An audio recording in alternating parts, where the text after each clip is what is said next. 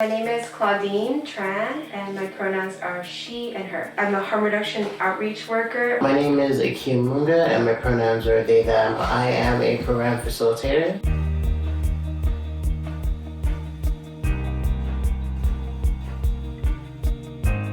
I make sure that the content and the way that we are facilitating meets the needs of our service users in respect to their harm reduction needs, in respect to the needs like their mental health needs, and also in respect to what they need to build community solidarity and community power. A lot of my work is actually working with folks to determine what they like about their substance use, and then I also check in with folks about what do they want to change? So what isn't working? And that could be interpersonal conflict, or they just can't save any money and it's really creating issues in their lives. It's a safe and sacred space for a lot of people, and there's not a lot of spaces where folks, where youth can come and be themselves, be safe, learn, be vulnerable, and grow with each other. And it's something that I often wish that I had access to when I was really going through it myself. I grew up in shelter.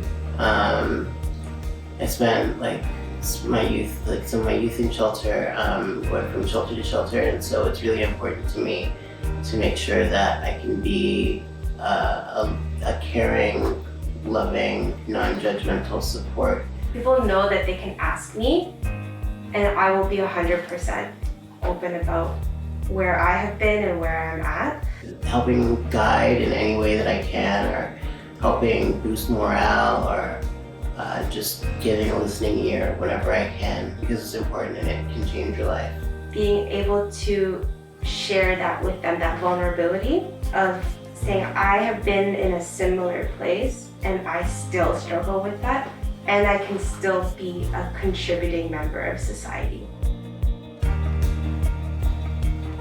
I like how flexible this organization's been. They're always asking, they're always checking in with what is needed, what is missing, and how can we step in. It's a culture of compassion, and that's seen in the way that food bags are made, they're made with care, the way that we engage with our clients, the way that we consider the way that the space is set up to make sure that anonymity and autonomy are supported and built into the actual infrastructure of the building. These are all things that come out of caring. And it really comes out in our work, I think. That part of being transparent and open and honest is reflected in our relationships with the people that we work with. We care, and we want the best for our service users, and sometimes, especially with the current opioid crisis, we lose people, and that is really hard.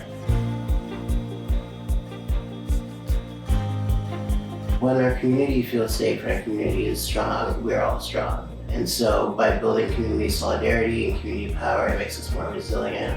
And it's so needed with the amount of violence that we're facing as folks who are queer and racialized and gender nonconforming. Resilience is something that keeps us going, and it keeps our community going. Breakaway's been benefiting the community in kind of stealth ways for a really long time, even before a lot of people were on board with what harm reduction was, the idea of handing out safer drug use supplies, and this is something that this organization's been doing for decades. When we're building confidence and autonomy within service users, they'll go back to their community, which is also our community, and share that.